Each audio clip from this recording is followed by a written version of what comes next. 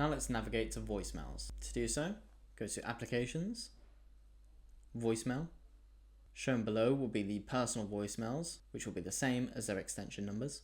These are automatically generated when we make a new extension for you. To disable them, just toggle true to false, and that personal voicemail will no longer kick in. To access the messages of the mailbox, click on the messages icon. This will show you the caller that called in, the length of time of their message, and the size of the message, as well as the date and time that the message was left. Select play to listen to the recording live, or download it so that you can send it to someone else. You may wish to enable voicemail to email. To do so, go to the mailbox, scroll down to mail to, and enter in the voicemail to email that you'd like to use. Make sure to send the attachment alongside it.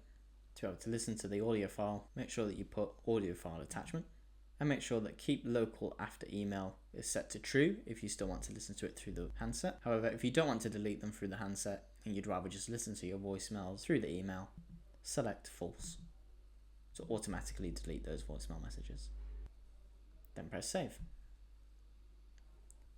You may wish to forward these messages to other users so that they can listen to them too. To do so, select the drop down next to forward destinations, and you can set all of these voicemail messages to be sent to one specific extension's personal mailbox or to another group voicemail box. Just select and add.